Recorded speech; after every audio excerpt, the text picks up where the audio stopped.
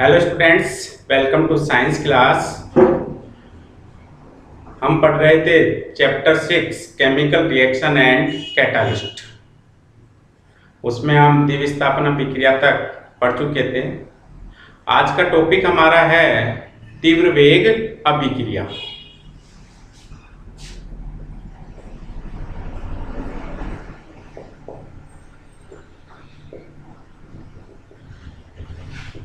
अभिक्रियाएं, जैसा कि नाम से ही पता चल रहा है, तीव्र का मतलब होता है तेज।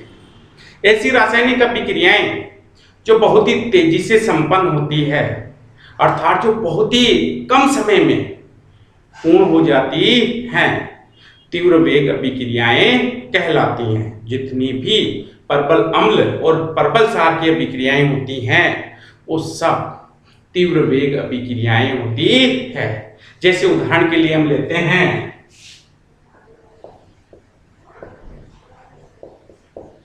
परबल अम्ल हाइड्रोक्लोरिक अम्ल, परबल क्षार सोडियम हाइड्रोक्साइड अभिक्रिया करके बनाते हैं सोडियम क्लोराइड प्लस जल। अम्ल भी परबल है, क्षार भी परबल है। अभिक्रिया करके उदासीन लवण और जल बनता है। यह अभिक्रिया बहुत ही तेजी से संपन्न होती है। इस अभिक्रिया को पूर्ण होने में 10⁻⁻10 सेकंड का समय लगता है। तो ये कैसी अभिक्रिया है? तीव्र वेग अभिक्रिया है। अब देखो, यहाँ धनायन है ये, और ये क्या ऋणायन है। ये धनायन है और ये ऋणायन, धनायन ऋणायन, धनायन ऋणायन। इसका धनायन इसके ऋणायन के साथ लिखा और क्या आ गया H2, और इसके धनायन को हमने इसके ऋणायन के साथ लिखा, क्या बन गया NaCl। यहां अभिकारकों के बीच आयनों का आदान प्रदान हो रहा है, तो यह अभिक्रिया द्विविस्थापन अभिक्रिया भी है। अब देखो, यह अम्ल और क्षार परस्पर अभिक्रिया कर रहे हैं और अभिक्रिया करके लवण और जल बना रहे हैं, इसलिए कैसी अभिक्रिया है? उदासीनीकरण अभिक्रिया भी है। तो यह अभिक्रिया तीन तरह की हो सकती है। जैसे मैंने कहा, ये तीव्र वेग है। क्यों? क्योंकि बहुत कम समय में पूर्ण हो जाती है, इसलिए तीव्र वेग है 10⁻⁻10 सेकंड में। दूसरा मैंने कहा, ये द्विविस्थापन अभिक्रिया है। क्यों? क्योंकि अभिकारकों के बीच आयनों का क्या हो रहा है? आदान प्रदान हो रहा है, और इससे दो नए यौगिकों का निर्माण हो रहा है, इसलिए द्विविस्थापन अभिक्रिया है। मैंने कहा ये उदासीनीकरण अभिक्रिया है। तो उदासीनीकरण क्यों है? क्योंकि इसमें अम्ल और क्षार परस्पर अभिक्रिया करके लवण और जल बना रहे हैं। उदाहरण नंबर 2 लेते हैं। अब हम सिल्वर नाइट्रेट की अभिक्रिया हाइड्रोक्लोरिक अम्ल से कराते हैं। भाई, सिल्वर नाइट्रेट और हाइड्रोक्लोरिक अम्ल को क्या करते हैं? मिला देते हैं, और मिलाने से क्या बनता है? सिल्वर क्लोराइड का व्हाइट PPT यानी कि श्वेत अवक्षेप बनता है। साथ ही साथ बनता है यहाँ HNO3। तो यहां देखो, मैंने बताया ये क्या है? धनायन, ये ऋणायन, धनायन और ये ऋणायन। इसका धनायन इसके ऋणायन के साथ लिख लिया, और इसका धनायन इसके ऋणायन के साथ। तो ये भी कैसी अभिक्रिया? साथ में ही जो है ये द्विविस्थापन अभिक्रिया भी है, यानी कि बहुत कम समय में पूर्ण हो रही है, अर्थात तेजी से संपन्न हो रही है। तीव्र वेग, अभिकारकों के बीच आयनों का आदान प्रदान हुआ, इसलिए ये द्विविस्थापन अभिक्रिया भी है। ठीक है। अब इस अभिक्रिया में देखो, सिल्वर क्लोराइड का श्वेत अवक्षेप बन रहा है, और ऐसी रासायनिक अभिक्रियाएं जिनमें अवक्षेप का निर्माण हो जाता है, अवक्षेपण अभिक्रिया कहलाती है। तो ये कैसी अभिक्रिया है? अवक्षेपण अभिक्रिया भी है। लेकिन हम पढ़ क्या रहे हैं? तीव्र वेग अभिक्रिया बहुत ही तेजी से संपन्न हुई, बहुत अर्थात बहुत कम समय में हुई, इसलिए तीव्र वेग अभिक्रिया है। ऐसे देखो, तीसरा उदाहरण हम लेते हैं। पौधों में प्रकाश संश्लेषण की अभिक्रिया। पौधों में होने वाली प्रकाश संश्लेषण की अभिक्रिया भी क्या है? एक तीव्र वेग अभिक्रिया है। और पौधों में होने वाली प्रकाश संश्लेषण अभिक्रिया का अर्ध आयुकाल जो है 10 की घात -12 सेकंड होता है। क्वेश्चन पूछ लिया जाता है पौधों में होने वाली प्रकाश संश्लेषण अभिक्रिया का अर्धायुकाल कितना होता है, तो आपका आंसर होगा 10 की घात -12 सेकंड होता है। अब प्रश्न उठता है ये अर्धायुकाल क्या है? अर्ध आयुकाल। तो देखो रासायनिक अभिक्रिया में अभिकारकों की आदि मात्रा को उत्पाद में परिवर्तित होने में लगा समय अर्धायुकाल कहलाता है। भाई रासायनिक अभिक्रिया में अभिकारकों की आदि मात्रा को उत्पाद में बदलने में लगा समय उस अभिक्रिया का अर्धायुकाल कहलाता है। ये हो गई आपके तीव्र वेग अभिक्रियाएं। नेक्स्ट है मंद वेग अभिक्रियाएं। तो अब हम लेते हैं मंद वेग अभिक्रियाएं।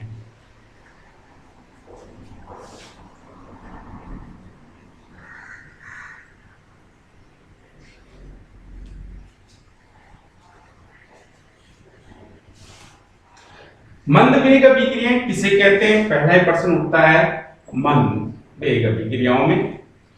मंद का मतलब होता है धीमी, अर्थात ऐसी रासायनिक अभिक्रियाएं जिन्हें पूर्ण होने में कई घंटे, कई दिन, कई महीने, कई वर्ष लग जाते हैं, अर्थात जो बहुत ही धीमी गति से संपन्न होती हैं, मंद वेग अभिक्रियाएं कहलाती हैं। तो ये क्या होंगी? बहुत ही धीमी गति से संपन्न होंगी। और इसका सबसे अच्छा उदाहरण है लोहे पर जंग का लगना। उदाहरण 1, लोहे पर जंग का लगना। लोहे पर जंग लगने में कई महीने, कई वर्ष लग जाते हैं। अब देखो लोहे पर जंग कब लगती है? जब लोहा लंबे समय तक वायु और नमी के संपर्क में रहता है, तब उस पर जंग लगती है। लोहा वायु की ऑक्सीजन से और साथ ही साथ जल से क्रिया करता है, जिससे उस पर जंग का निर्माण होता है। तो हम लेते हैं अभिक्रिया का समीकरण। ये लोहा हो गया, वायु की ऑक्सीजन गैस से अभिक्रिया होती है, और ये जल, तो क्या बनती है? जंग।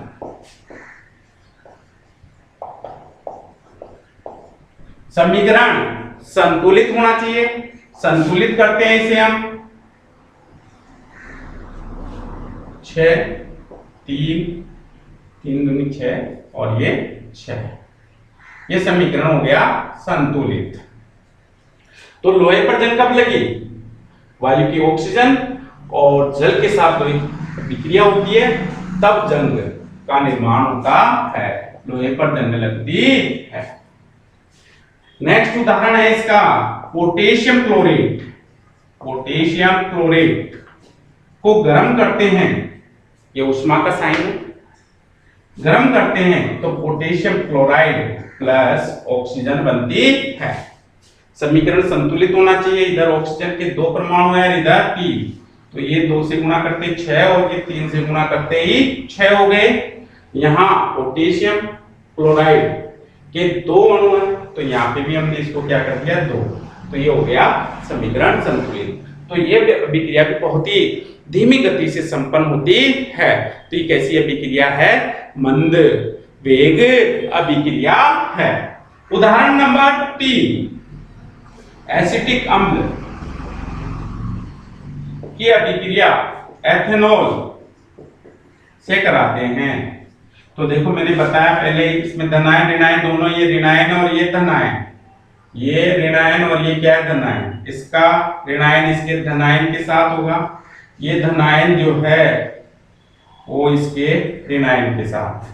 तो देखो यहाँ बन गया CH3COO C2H5, इसका नाम है एथिल एसीटेट। एसीटेट साथ में यहां बन गया H और ये OH, यानी कि H2O, नाम है जल। ये था एसिटिक अम्ल और ये है एथेनॉल। सामान्य नाम है इसका एथिल अल्कोहल। तो यहां देखो इसमें एसिटिक अम्ल ने एथेनॉल से अभिक्रिया की और क्या बनाया, एथिल एसीटेट, और जल का निर्माण हुआ। यह अभिक्रिया भी बहुत ही धीमी गति से होती है, इसलिए ये भी कैसी है, मंदवेग अभिक्रिया है। ये हो गई आपके मंदवेग अभिक्रियाएं। अब नेक्स्ट लेते हैं उत्क्रमणीय व अनुत्क्रमणीय अभिक्रियाएं। तो देखो पहले हम लेते हैं उत्क्रमणीय अभिक्रियाएं। ऐसी रासायनिक अभिक्रियाएं जो अग्र व प्रतीप दोनों दिशाओं में चलती हैं तथा जो कभी पूर्ण नहीं होती हैं, उत्क्रमणीय अभिक्रियाएं कहलाती हैं। या ऐसे भी कह सकते हैं, ऐसी रासायनिक अभिक्रियाएं जिनमें अभिकारक क्रिया करके उत्पाद का निर्माण करते हैं और उसी समय उन्हीं परिस्थितियों में जो है उत्पाद से अभिकारक बन जाते हैं, उत्क्रमणीय अभिक्रियाएं कहलाती हैं।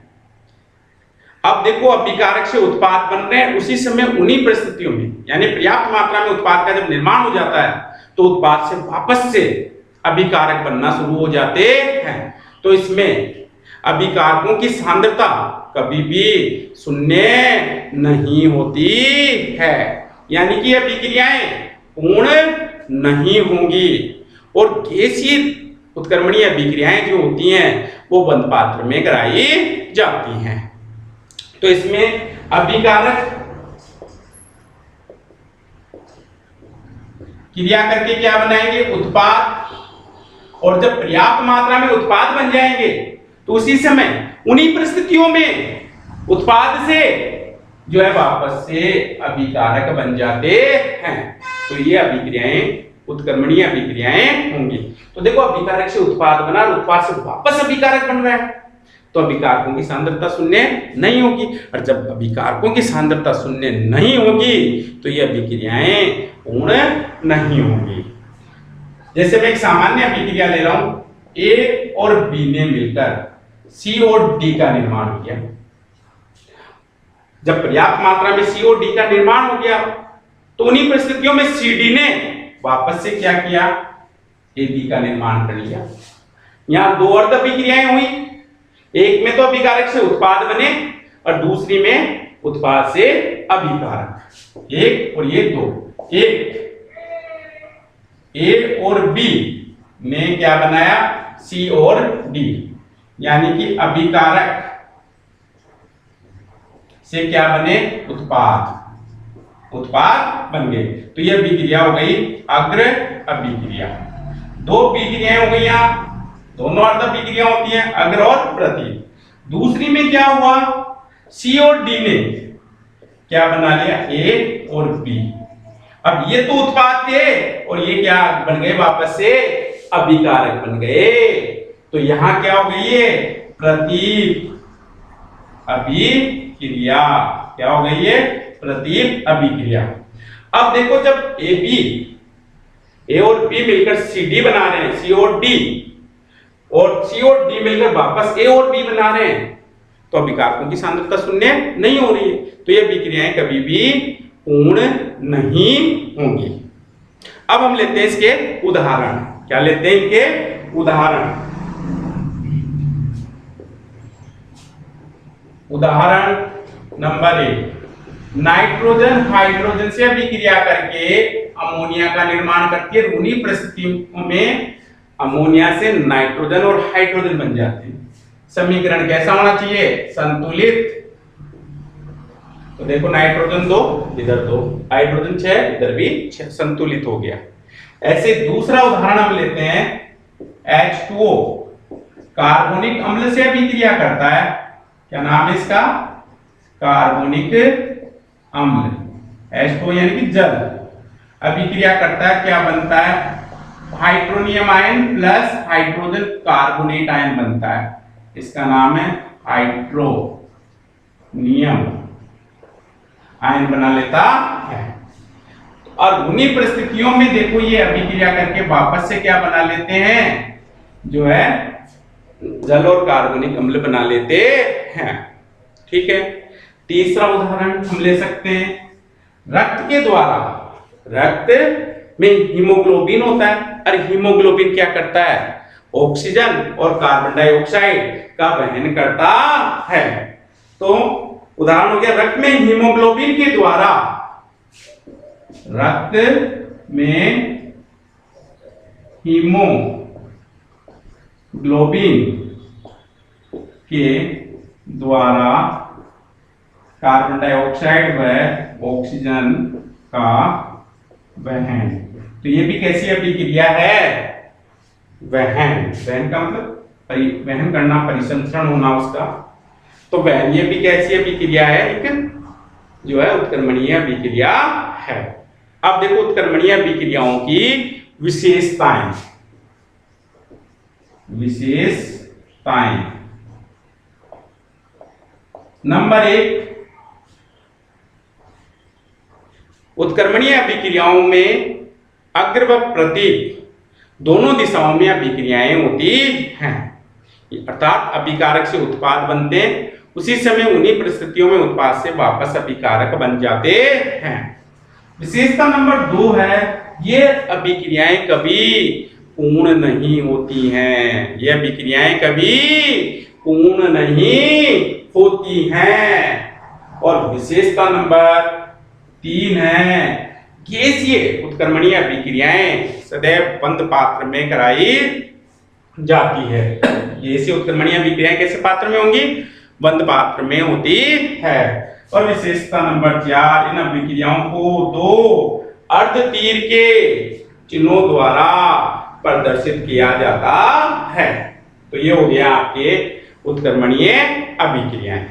अब हम अगला टॉपिक लेते हैं, अनुत्क्रमणीय अभिक्रियाएं।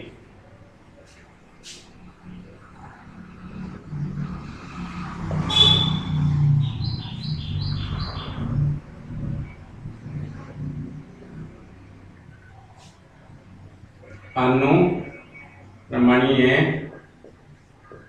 अभिक्रियाएं। तो अगला टॉपिक हो गया अपना अनुत्क्रमणीय अभिक्रियाएं। ऐसी रासायनिक अभिक्रियाएं जो अग्र दिशा में चलकर पूर्ण हो जाती हैं, अनुत्क्रमणीय अभिक्रियाएं कहलाती हैं। अर्थात इनमें अभिकारक अभिक्रिया करते हैं और उत्पाद का निर्माण कर लेते हैं। अब धीरे धीरे अभिकारकों की सांद्रता क्या होती है, कम होती जाती है, और एक समय ऐसा आता है कि अभिकारकों की सांद्रता क्या होती है, इसमें शून्य हो जाती है। तो ऐसी रासायनिक अभिक्रियाएं जो अग्र दिशा में चलकर पूर्ण हो जाती हैं, अनुत्क्रमणीय अभिक्रियाएं कहलाती हैं। यानी कि इनमें अभिकारक से उत्पाद का निर्माण होता है। जैसे जैसे उत्पाद की मात्रा बढ़ेगी वैसे वैसे ही अभिकारकों की सांद्रता क्या होगी, कम होती जाती है। और एक समय ऐसा आता है जब अभिकारकों की सांद्रता शून्य हो जाती है। ठीक है, अब हम लेते हैं उदाहरण। उदाहरण में हम लेते हैं कोयले का दहन। कोयले का दहन, कोयले में कार्बन जलता है, तो यहां प्रतीक के रूप में क्या लिखेंगे, कार्बन। जलने के लिए क्या चाहिए, ऑक्सीजन, और क्या बनता है, कार्बन डाइऑक्साइड, प्रकाश, ऊष्मा आदि बनते हैं। अब यहां देखो कार्बन, कोयला क्या सॉलिड, ऑक्सीजन क्या गैस, और ये भी क्या है, गैस। प्रारंभ में कोयले की सांद्रता क्या ज्यादा है, इसका हमने दहन शुरू किया। जैसे जैसे जलेगा CO2 की मात्रा में क्या होती जाएगी, वृद्धि होती जाएगी, और एक समय ऐसा आएगा कि संपूर्ण कोयला जल जाएगा, उसका दहन हो जाएगा। यानी कि अभिकारकों की सांद्रता क्या होगी, 0 हो जाएगी। तो ये कैसी अभिक्रिया है, अनुत्क्रमणीय अभिक्रिया है। ऐसे उदाहरण 2, मेथेन का दहन। मेथेन का दहन, मेथेन क्या है, प्राकृतिक गैस है, या कह सकते हैं एक हाइड्रोकार्बन है। क्या एक हाइड्रोकार्बन है। तो हाइड्रोकार्बन का जब दहन होता है तो कार्बन डाइऑक्साइड और जल वाष्प बनती है, और किसी भी पदार्थ के दहन के लिए ऑक्सीजन की आवश्यकता होती है। तो हम लेते हैं मेथेन, ऑक्सीजन की उपस्थिति में इसका दहन होगा और क्या बनेंगे, कार्बन डाइऑक्साइड प्लस जल वाष्प बनती है प्लस ऊष्मा उत्पन्न होती है, ऊष्मा। तो यहाँ मेथेन क्या गैस, ऑक्सीजन भी क्या गैस, कार्बन डाइऑक्साइड भी क्या है, यहाँ H2O जल नहीं है, जल वाष्प है, तो ये भी क्या होगा, गैस। क्या होगा, गैस। समीकरण कैसा होना चाहिए, संतुलित होना चाहिए। तो इस समीकरण में हाइड्रोजन ऑक्सीजन को छोड़कर कौन सा तत्व है, कार्बन। तो सबसे पहले किसको संतुलित करेंगे, कार्बन को। तो इधर कार्बन 1, इधर भी 1 छोड़ दो। हाइड्रोजन 4, इधर भी हमने क्या किया, 4 कर दी। ठीक है, अब ऑक्सीजन इधर 2 और 2 ये कितनी हो गई, 4। तो यहाँ पे भी 4 कर देंगे, 2 से गुणा करते ये भी कितनी हो गई, 4। तो यहाँ देखो मेथेन का दहन होता है, कार्बन डाइऑक्साइड और जल वाष्प बनती है। जैसे जैसे अभिक्रिया आगे बढ़ेगी उत्पाद की मात्रा बढ़ती जाएगी, अभिकारक की मात्रा कम होती जाएगी। एक समय से आएगा कि अभिकारक की सांद्रता क्या होगी, 0 हो जाएगी, अर्थात अभिक्रिया क्या होगी, पूर्ण हो जाती है। अब देखो विशेषताएं इनकी, उत्क्रमणीय अभिक्रियाओं की विशेषताएं। तो देखो विशेषता नंबर 1,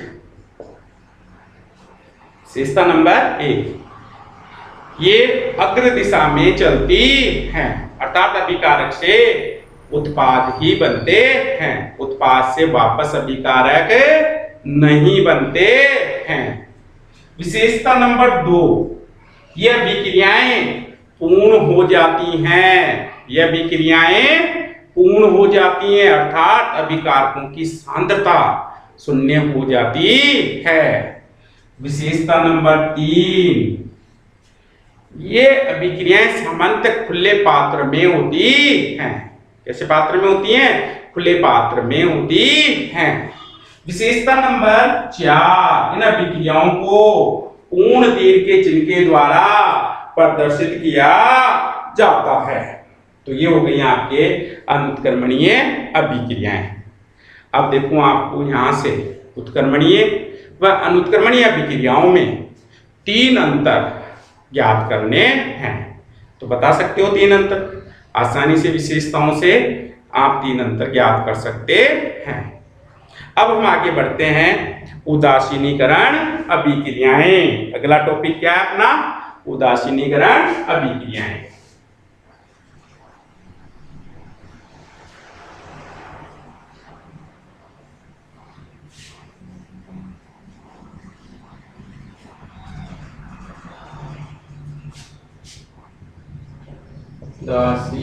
उदासीनीकरण अभिक्रियाएं ऐसी रासायनिक अभिक्रियाएं जिनमें अम्ल और क्षार परस्पर अभिक्रिया करके लवण और जल का निर्माण करते हैं, उदासीनीकरण अभिक्रियाएं कहलाती हैं। अम्ल किससे अभिक्रिया करेगा, क्षार से, और क्या बनेगा, लवण और जल बनता है। यह अभिक्रियाएं क्या कहलाती हैं, उदासीनीकरण अभिक्रियाएं कहलाती हैं। उदाहरण लेते हैं हम, जैसे हम देखो पर्पल अम्ल लिया हमने, पर्पल अम्ल HCl ले लिया, कैसा अम्ल है, पर्पल अम्ल। नाम क्या है इसका, हाइड्रोक्लोरिक अम्ल। पर्पल क्षार सोडियम हाइड्रोक्साइड ले लिया हमने, ये पर्पल क्षार, नाम क्या है इसका, सोडियम हाइड्रोक्साइड। अभिक्रिया करेंगे, मैंने बताया था इसका धनायन इसके ऋणायन के साथ और इसका ऋणायन इसके धनायन के साथ लिखा जाता है। सामान्य पहले वाला धनायन होता है, बाद वाला ऋणायन होता है, लेकिन ये आवश्यक नहीं है, सामान्यतः का मैंने अधिकांश में ऐसा होता है। अब देखो भाई यहाँ सोडियम क्लोराइड, इसका ऋणायन और इसका ये धनायन, फिर इसका ऋणायन और इसका ये धनायन H2 जल बन गया। अब देखो यहां अम्ल भी प्रबल है और क्षार भी प्रबल है, तो जो लवण बनेगा वो कैसा होगा, उदासीन। कैसा होगा, उदासीन लवण बनेगा। कैसा लवण बनेगा? उदासीन। और इसकी पीएच कितनी होगी? 7। पीएच कितनी होगी? 7। भाई उदासीन विलयन की पीएच 7 होती है। 7 से कम होते ही विलयन अम्लीय होगा और 7 से अधिक होते ही क्या होता है? क्षारीय हो जाता है।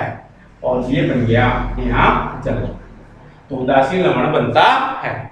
यानी कि ये तो उसी तरह से हो गया जैसे दो पहलवानों के बीच कुश्ती हो रही है, दोनों को समान दांव पेच आते हैं, दोनों की ताकत भी समान है, तो उनकी कुश्ती का कोई रिजल्ट नहीं होगा। ठीक उसी तरह से अम्ल भी प्रबल है और क्षार भी प्रबल है, तो लवण कैसा होगा? उदासीन बनता है। उदासीन लवण की पीएच 7 होती है। उदासीन लवण यदि अम्ल दुर्बल हो और क्षार भी दुर्बल हो तब भी लवण कैसा बनेगा? उदासीन बनेगा। ठीक है, नेक्स्ट लेते हैं अब हम नेक्स्ट उदाहरण में। अम्ल प्रबल लिया हमने, HCl ले लिया, हाइड्रोक्लोरिक अम्ल, लेकिन यहां हम क्षार दुर्बल लेते हैं, अमोनियम हाइड्रोक्साइड। NH4OH का नाम क्या है? Ammonium hydroxide. प्रबल अम्ल है लेकिन क्षार कैसा है? दुर्बल क्षार है। दुर्बल क्षार।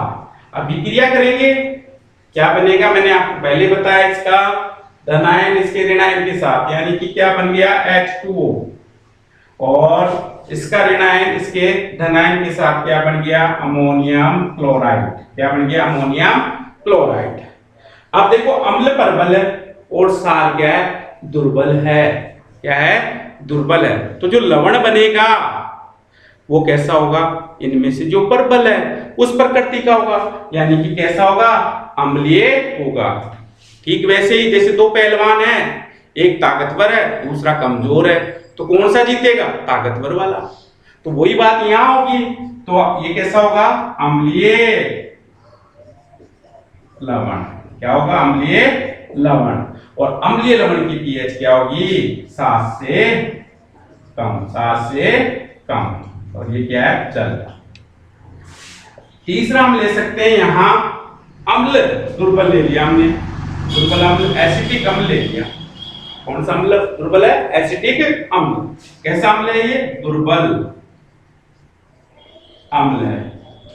और क्षार हमने प्रबल ले लिया, सोडियम हाइड्रोक्साइड। प्रबल क्षार ले लिया, क्या बनेगा भैया? ये इसका धनायन है CH3COO, यानी एसिटेट आयन। यहाँ क्या है? ऋणायन है।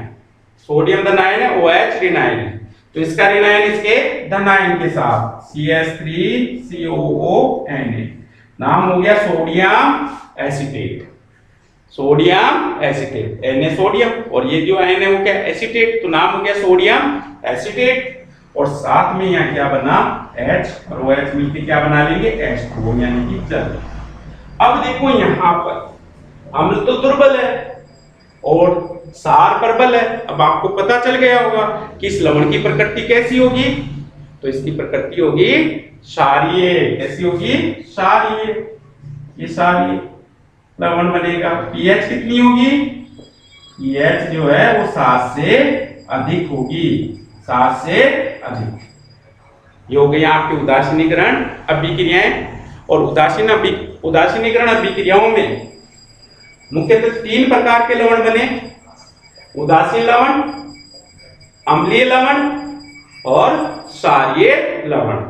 उदासीन लवण 2 तरीके से बन सकते हैं। नंबर 1, अम्ल व क्षार दोनों प्रबल हो तो उदासीन लवण बनता है, दोनों दुर्बल हो तो भी उदासीन लवण बनता है। इसी के साथ आज की क्लास समाप्त करते हैं। नेक्स्ट क्लास के लिए नेक्स्ट टॉपिक है ऑक्सीकरण व चेन अभिक्रियाएं।